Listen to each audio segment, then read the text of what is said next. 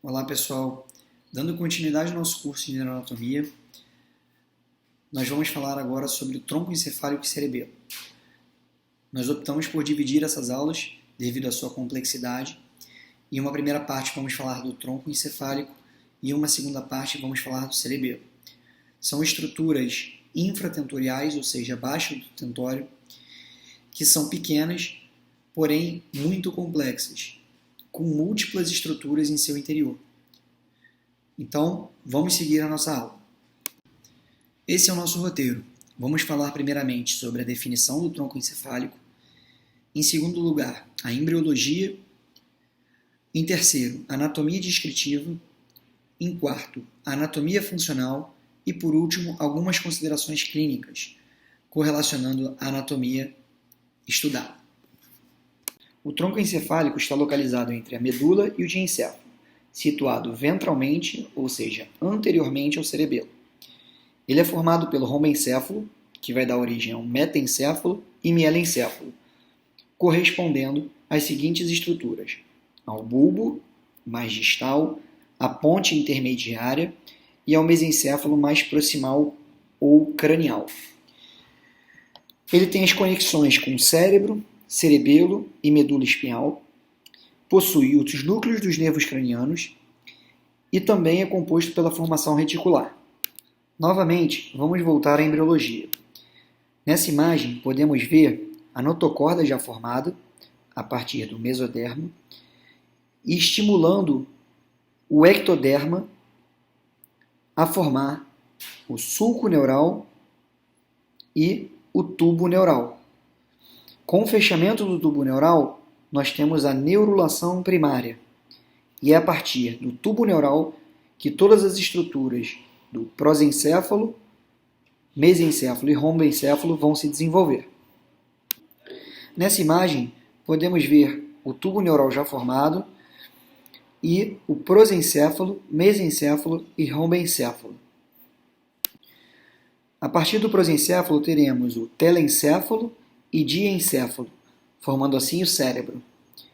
O mesencéfalo se mantém e o rombencéfalo vai dar origem ao metencéfalo e mielencéfalo. Temos, portanto, a seguinte configuração: o prosencéfalo dando origem ao telencéfalo e diencéfalo, cérebro, mesencéfalo se mantém e o rombencéfalo dando origem ao metencéfalo e mielencéfalo. O metencéfalo dá origem ao cerebelo e ponte. O mielencéfalo dá origem ao bulbo. Notem que o rombencéfalo reveste a cavidade do quarto ventrículo e o mesencéfalo reveste o aqueduto cerebral. O cérebro, formado pelo telencéfalo e diencéfalo, vão formar os ventrículos laterais e terceiro ventrículo.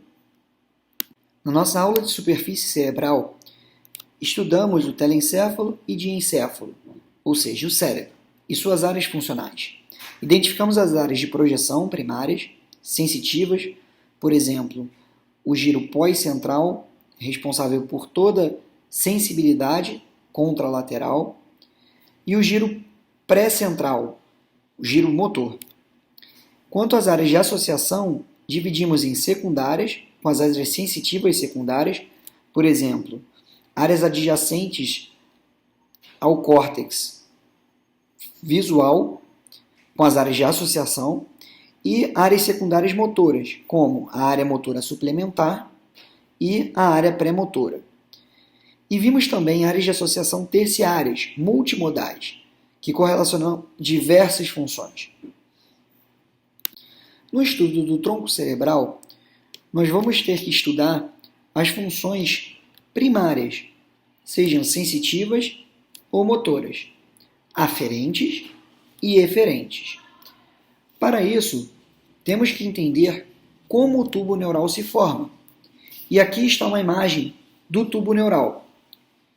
Temos a região dorsal, chamada de placa alar, e a região ventral, chamada de placa basal. A região dorsal, ou placa alar, recebe todos os estímulos externos e processa essas informações.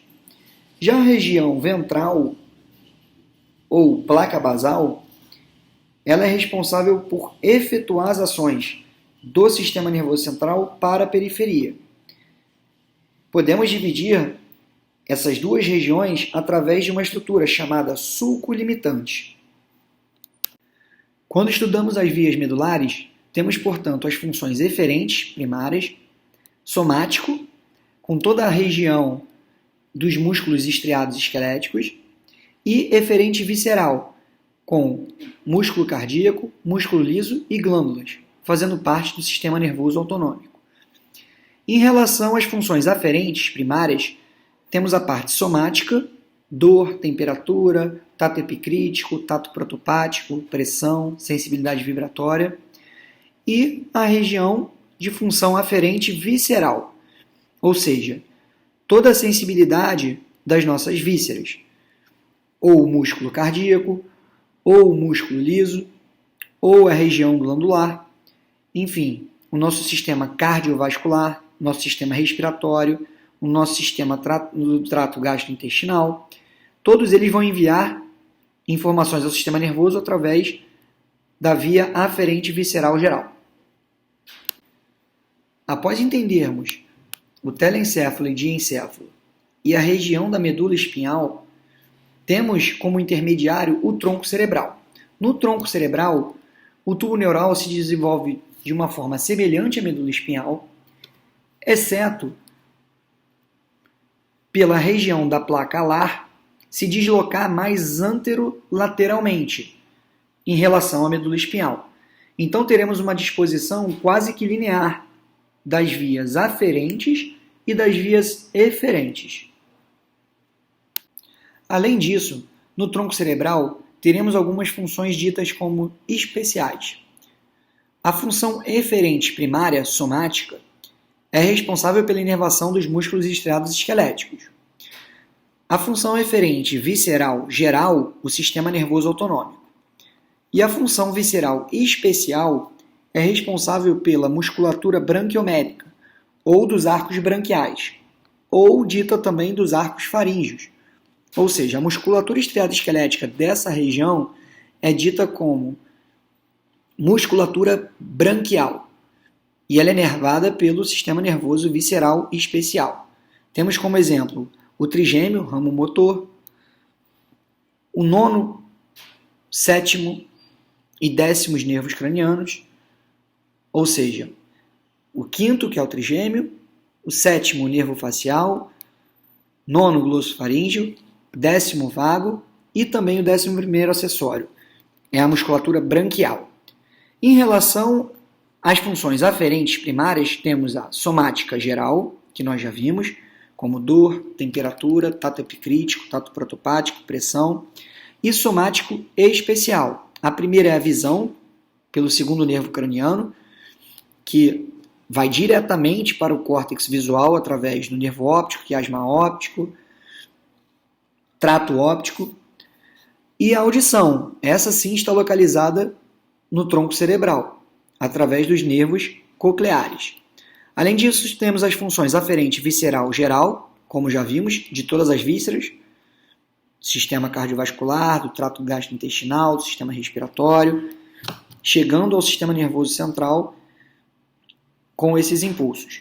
E visceral especial, como o olfato, e aí temos o telencéfalo e diencéfalo, a parte cerebral atuando no olfato, e a gustação, que aí sim temos como função no tronco cerebral, através dos nervos sétimo, nono e décimo, facial, glossofaríngeo e vago, no núcleo do trato solitário.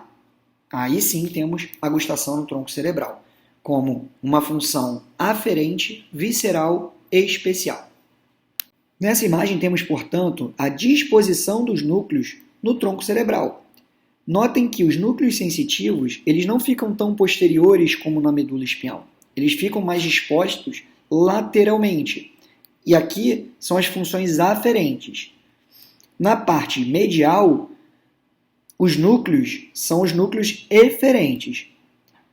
Essa é a diferença do tronco cerebral ou tronco encefálico para a medula espinhal.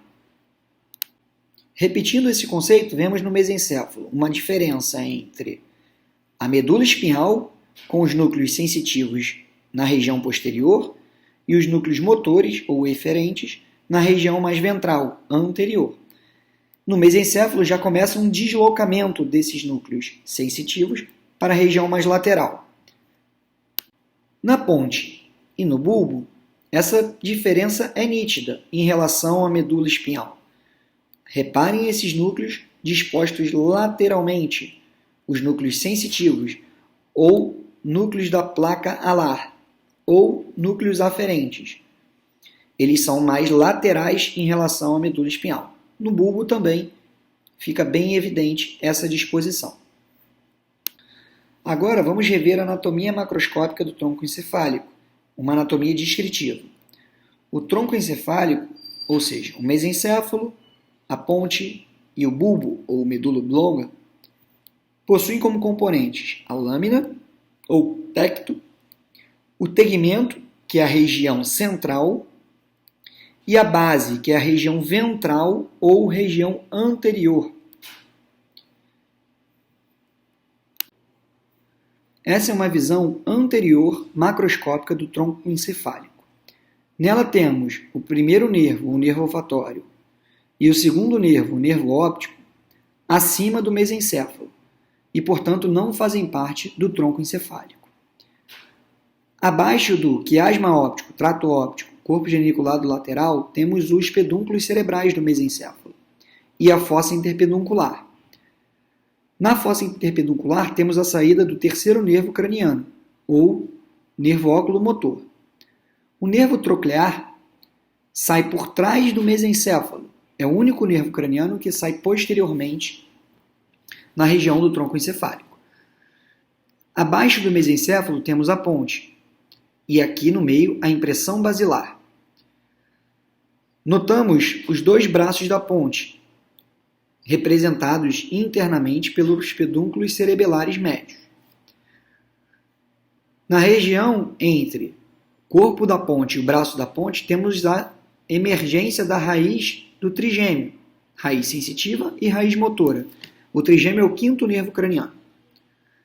Abaixo da ponte no sulco bulbo-pontino, temos a emergência do sexto nervo, o nervo abducente, sétimo nervo, nervo facial, e oitavo nervo, chamado de vestíbulo coclear.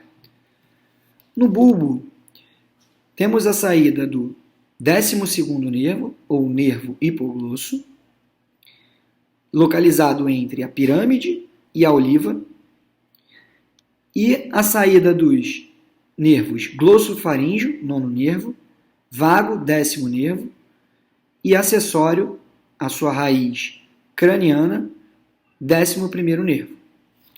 Essa é a configuração do tronco encefálico em sua vista anterior. Em uma repetição de imagem, podemos ver um espécime anatômico com os pedúnculos cerebrais do mesencéfalo, a ponte, o sexto nervo craniano, sétimo e oitavo, saindo do sulco bulbo-pontino, e o bulbo, com suas pirâmides anteriormente, a oliva lateralmente, e a emergência do 12º nervo craniano, ou hipoglosso, e do glossofaríngeo, nono, vago, 10º, e acessório, 11º nervo. Notem que há uma intensa relação do tronco cerebral com o cerebelo. Essa é uma vista lateral do tronco encefálico. Aqui nós temos os colículos superiores, um relé, ou seja, um intermediário da via visual, com o corpo geniculado lateral no pulvinar do tálamo, se comunicando através do braço do colículo superior ao colículo superior e ao mesencéfalo. Além disso, temos o corpo geniculado medial, que faz parte também do pulvinar do tálamo, com o braço do colículo inferior e o colículo inferior bilateralmente, na região do tecto do mesencéfalo, na região posterior ou atrás no mesencéfalo. Essa placa é chamada de placa quadrigeminal. Aqui nós temos a saída do nervo troclear, ou quarto nervo, na região posterior do mesencéfalo. Como eu disse, é o único nervo craniano que sai na região posterior do tronco encefálico. Inferiormente nós temos o pedúnculo cerebelar superior, comunicando a ponte e o mesencéfalo ao cerebelo, pedúnculo cerebelar médio no braço da ponte e o pedúnculo cerebelar inferior. Aqui nós temos o assoalho do quarto ventrículo, que vamos ver melhor à frente. A saída do nervo facial no sulco bulbopontino e do vestíbulo coclear, além de uma visão lateral do bulbo, em que podemos ver o nervo hipoglosso entre a pirâmide e a oliva e os nervos vago, acessório inferiormente e glossofaríngeo superiormente, nono, 10º e 11º nervos cranianos. Nessa visão inferior, podemos identificar os 3 componentes do tronco encefálico: o mesencéfalo, com a lâmina quadrigeminal, a ponte e o assoalho do quarto ventrículo, ou o chão do quarto ventrículo, e o bulbo inferiormente. Superiormente, podemos identificar os colículos superiores e colículos inferiores, com os seus respectivos braços. Além disso, podemos ver na região do tálamo o corpo geniculado lateral, fazendo parte das vias visuais, e o corpo geniculado medial, fazendo parte das vias auditivas. Inferiormente, vemos a emergência do nervo troclear, único nervo craniano que sai posteriormente no tronco encefálico, o véu medular superior, conectando a ponte mesencéfalo ao cerebelo, e o véu medular inferior, também conectando bulbo e ponte ao cerebelo. Na região posterior da ponte, podemos ver o pedúnculo cerebelar superior, pedúnculo cerebelar médio e pedúnculo cerebelar inferior. Vemos aqui o sulco dorsal mediano e o sulco limitante lateralmente. O sulco limitante, o mesmo da embriologia, divide a placa ventral ou basal, placa motora, da placa alar, ou placa sensitiva, ou placa aferente. Então, as estruturas que estão mediais ao sulco limitante são eferentes. As estruturas laterais são aferentes. Inferiormente, nós temos o colículo facial, que são as fibras do nervo facial dando a volta no núcleo do abducente. Inferiormente, temos o trígono do hipoglosso, mais medialmente, e o trígono do vago, mais inferolateralmente. Além disso, lateral a esses núcleos, nós temos a área postrema, ou área do vômito. Superiormente, lateral e superiormente ao colículo facial, temos o locus coeruleus, importante região com neurônios noradrenérgicos, da formação reticular. A região inferior do quarto ventrículo, do assoalho do quarto ventrículo, tem a disposição ou a forma de uma caneta tinteira, por isso chamado, no latim, calamus scriptorius. Na região do bulbo, podemos ver o tubérculo grácil e tubérculo cuneiforme, duas importantes estruturas finais dos tratos ou fascículos grácil e cuneiforme, responsáveis pela propriocepção, sensibilidade vibratória, discriminação de 2 pontos. Eles ficam localizados, os tubérculos, na região posterior do bulbo. Essa é uma vista microcirúrgica da região do assoalho do quarto ventrículo, em um espécime anatômico. Aqui podemos ver a placa quadrigêmina, o nervo troclear saindo posteriormente, os pedúnculos cerebelares,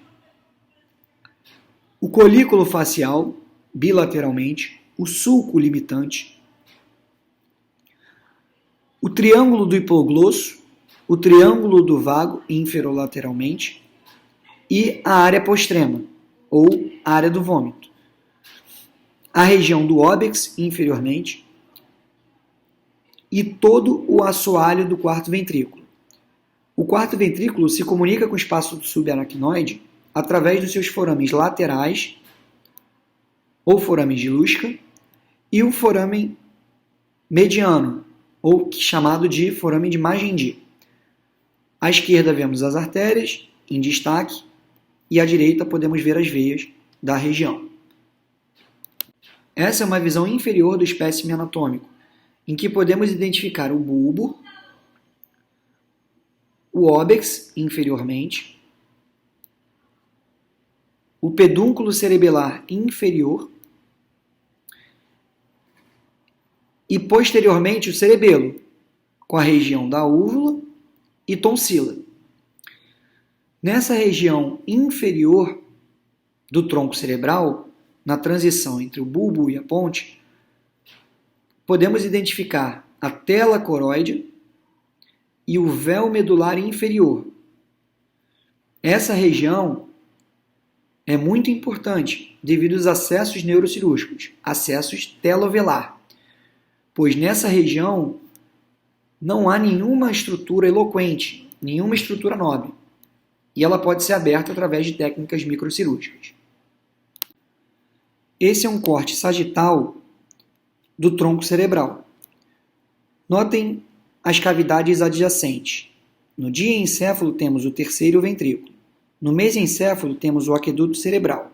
Na ponte e bulbo temos o quarto ventrículo.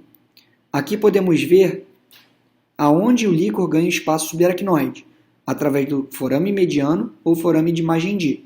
Existem ainda dois outros forames laterais, chamados forames de Luschka. Aqui temos o plexo coroide no quarto ventrículo e terceiro ventrículo, responsáveis pela produção de líquor. Uma outra forma de podermos identificar o tronco cerebral é através dos complexos neurovasculares descritos por Albert Rotton. Existe o complexo neurovascular superior, em que temos a artéria cerebelar superior, mesencéfalo, o terceiro, quarto e quinto nervos cranianos, a fissura cerebelo-mesencefálica, pedúnculo cerebelar superior e a superfície tentorial do cerebelo. No complexo neurovascular médio temos a artéria cerebelar inferior anterior, chamada jaica, a ponte, os nervos sexto, sétimo e oitavo, o pedúnculo cerebelar médio, a fissura cerebelo-pontina e a superfície petrosa do cerebelo. O último complexo, chamado de complexo neurovascular inferior, é formado pela artéria cerebelar inferior posterior, o bulbo, os nervos nono, décimo, 11º e 12º, a fissura cerebelo-ponte bulbar, o pedúnculo cerebelar inferior e a superfície suboccipital do cerebelo. Essa é uma imagem panorâmica da circulação licórica. Aqui temos, através do telencéfalo, os ventrículos laterais, em número par, a comunicação através do forame interventricular, o terceiro ventrículo, que margeia o diencéfalo, o aqueduto cerebral margeando o mesencéfalo, o quarto ventrículo margeando a ponte, bulbo e cerebelo, e a saída através dos forames, forame de Magendie e forame de Luschka, ganhando o espaço subaracnoide. Notem a importância do tronco cerebral ou tronco encefálico nas patologias obstrutivas da circulação licórica. Agora vamos estudar um pouco da anatomia funcional do tronco encefálico. Vamos começar pelos nervos cranianos. Lembrando que o primeiro nervo, o nervo olfatório, e o segundo nervo, o nervo óptico, não estão diretamente relacionados com o tronco encefálico.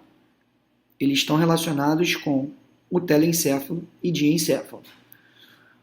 O terceiro nervo, óculomotor, quarto, troclear, sexto, abducente, quinto, trigêmeo, sétimo, facial, oitavo, vestíbulo coclear, nono, glossofaríngeo, décimo, vago, 11º acessório e 12º hipoglosso, estão relacionados diretamente com o tronco encefálico. E são esses núcleos que nós vamos estudar a partir de agora.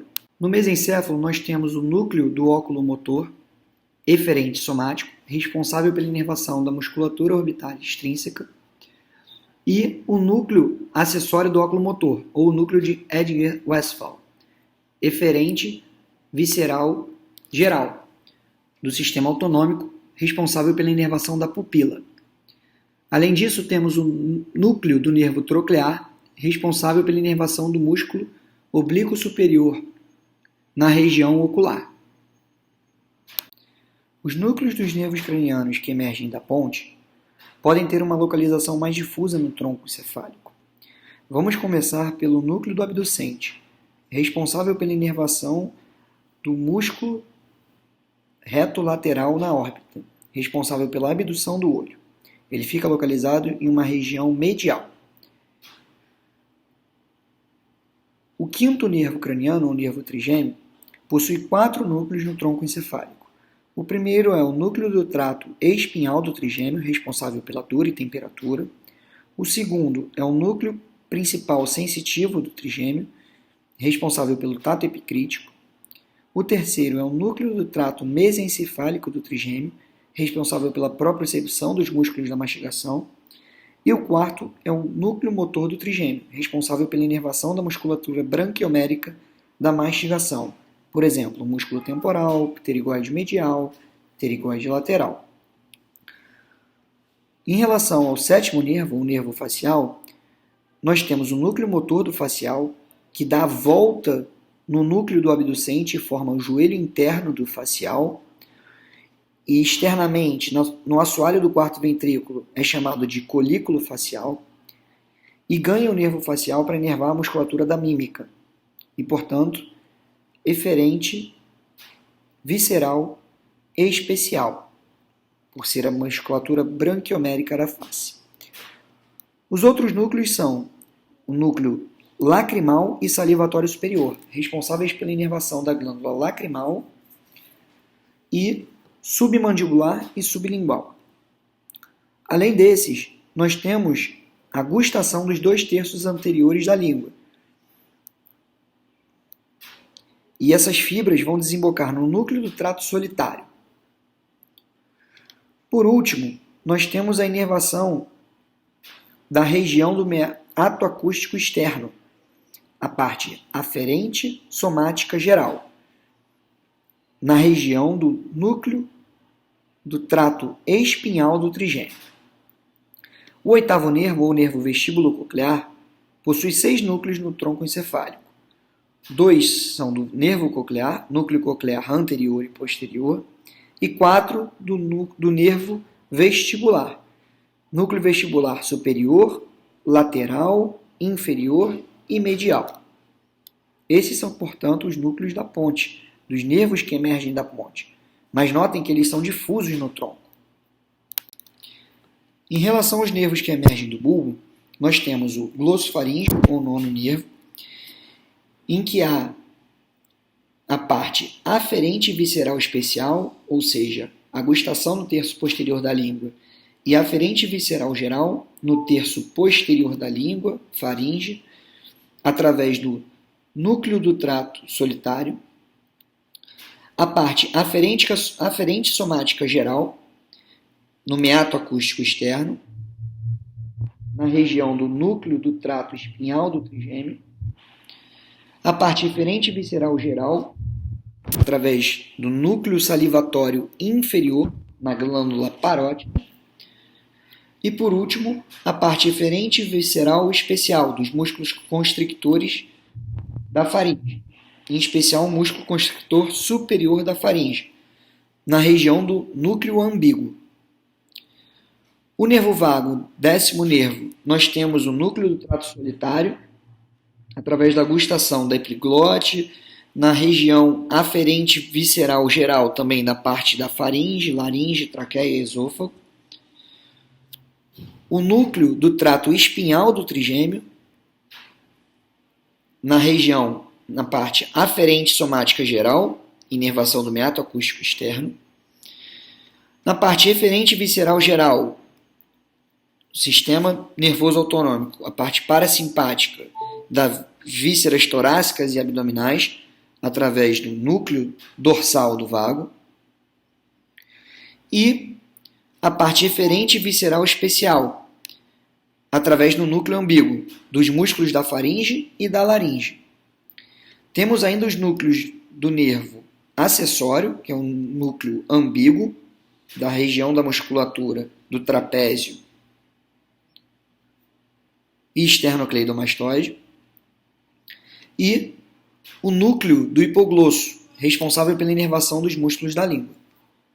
Essa é uma vista lateral dos núcleos do tronco cerebral que acabamos de falar. Notem a complexidade dessas estruturas e como elas estão extremamente próximas numa região relativamente pequena do sistema nervoso central. Após estudarmos os núcleos dos nervos cranianos no tronco encefálico, agora vamos ver as comunicações entre o tronco encefálico e as outras estruturas, como o cérebro, telencéfalo e diencéfalo, o cerebelo e a medula espinhal. Existem as fibras longitudinais, descendentes e ascendentes. As fibras descendentes são do trato córtico-espinhal, trato córtico-nuclear, trato córtico-pontino, trato tecto-espinhal, rubro-espinhal, retículo espinhal e vestíbulo espinhal. O trato córtico-espinhal tem como origem o giro pré-central, na área motora primária. Ele passa pela cápsula interna e ganha o tronco encefálico através do pedúnculo cerebral do mesencéfalo. Ele continua inferiormente e na região do bulbo, 70% de suas fibras, ou seja, do trato córtico-espinhal lateral, fazem a decussação, ou seja, cruzam de um lado para o outro. Cerca de 30% das fibras mantém-se como trato córtico-espinhal anterior, inervando a região ipsilateral. Esses são, portanto, os tratos e fibras descendentes do tronco cerebral. Reparem que esse sistema do trato córtico-espinhal é chamado de sistema piramidal. E essas vias eferentes, que não passam pela pirâmide do bulbo, são chamadas de vias extrapiramidais. Existem ainda as fibras longitudinais ascendentes, que carregam a sensibilidade. Temos o leminisco espinhal, do trato espinotalâmico lateral e trato espinotalâmico anterior, carregando as informações de dor, temperatura, pressão e tato protopático. O leminisco medial, do fascículo grácil e cuneiforme, do tato epicrítico, sensibilidade vibratória, propriocepção. O leminisco trigeminal, carregando as fibras trigeminais da sensibilidade da face. O leminisco lateral, responsáveis pelas fibras dos núcleos cocleares auditivos. O pedúnculo cerebelar superior e inferior, que vamos estudar na aula de cerebelo. E as fibras longitudinais de associação, em especial o fascículo longitudinal medial, que faz a associação entre os núcleos motores do terceiro nervo oculomotor, quarto nervo troclear e sexto nervo abducente, para que os movimentos da musculatura orbitar extrínseca seja harmônico. Então, o fascículo longitudinal medial é uma fibra de associação entre esses núcleos. Existem ainda as fibras transversais, da decussação do pedúnculo cerebelar superior, o pedúnculo cerebelar médio, a comissura do colículo inferior, fibras pontinas, fibras do corpo trapezoide da audição, fibras arqueadas internas e externas. Temos, portanto, diversas fibras de passagem no tronco encefálico, comunicando essa região com as demais do sistema nervoso. Esse é um corte axial do mesencéfalo, na altura dos colículos superiores.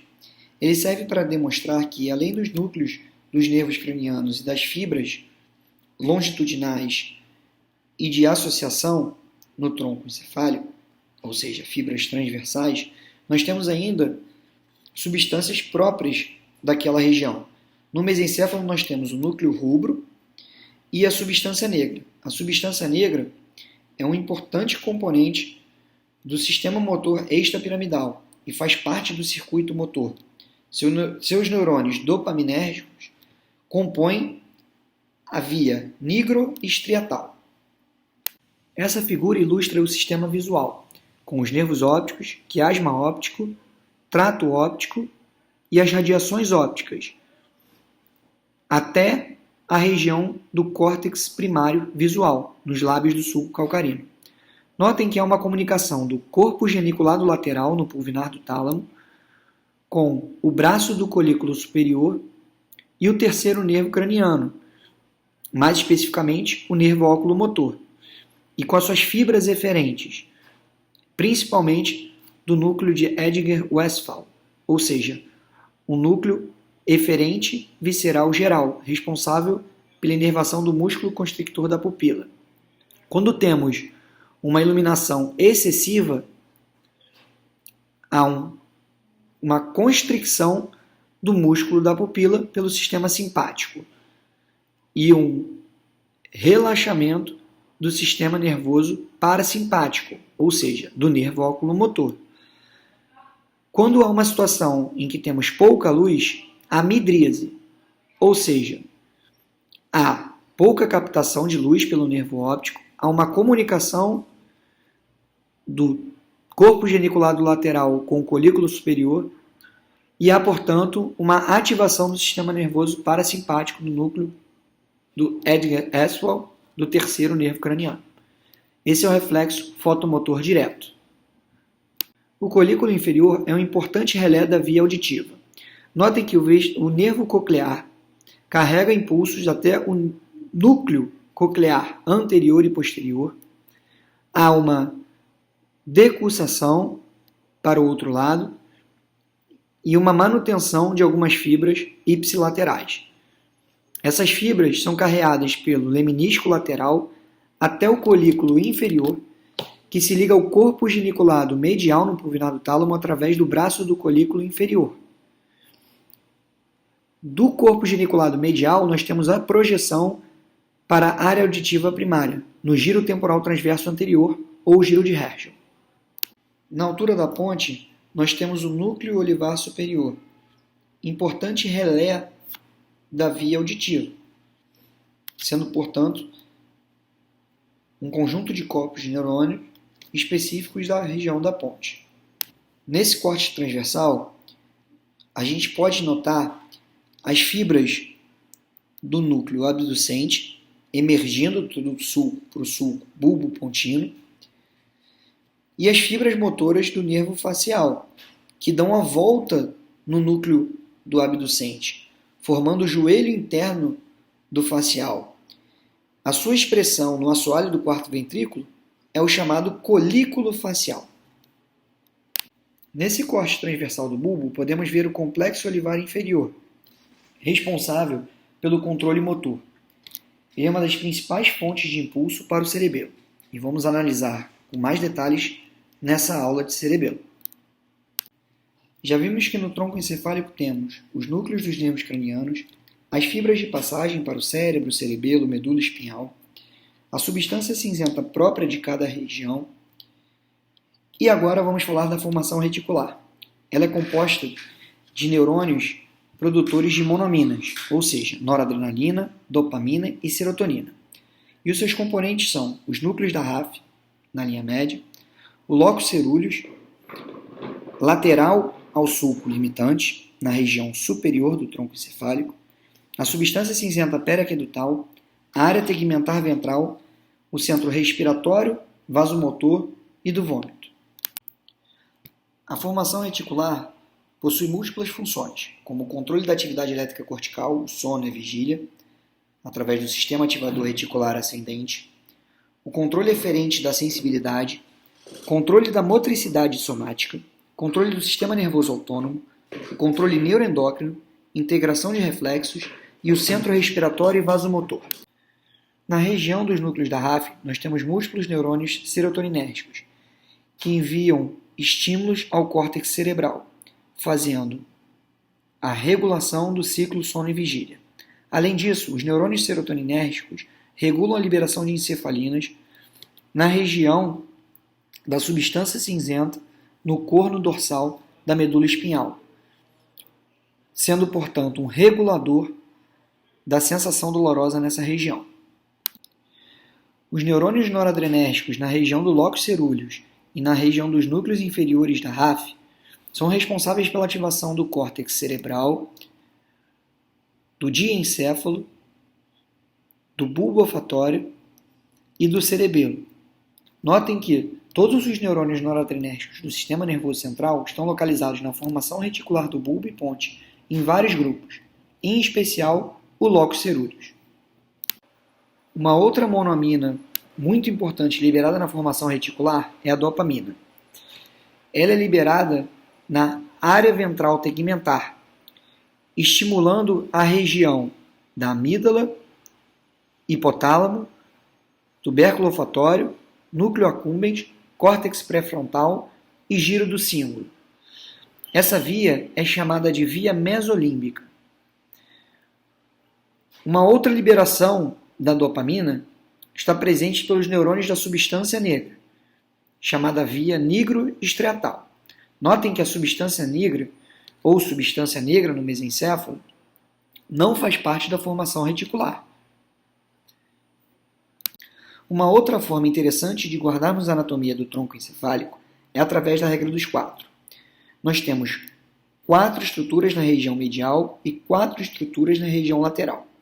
Na região medial temos os núcleos dos nervos cranianos, núcleos motores, o fascículo longitudinal medial, que integra os núcleos do terceiro, quarto e sexto nervos cranianos, ou seja, oculomotor, troclear e abducente, o leminisco medial, responsável pela integração dos estímulos de propriocepção, sensibilidade vibratória, discriminação de 2 pontos, e os tratos motores, trato córtico-espinhal, principalmente na região basal. As 4 estruturas da região lateral são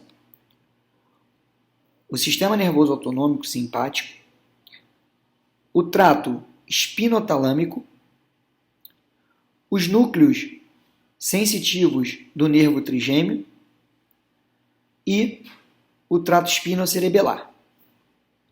Em relação às considerações anatomoclínicas, é importante dizer que quando temos alguma alteração no tronco encefálico, existem as síndromes cruzadas ou síndromes alternas.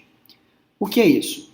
Quando temos uma lesão, por exemplo, na região do bulbo direito, nós teremos uma lesão do núcleo dos nervos cranianos do mesmo lado dessa lesão, ou seja, do lado direito. E teremos alterações em vias longas, por exemplo, nos membros superiores e inferiores, a parte motora, contralateral.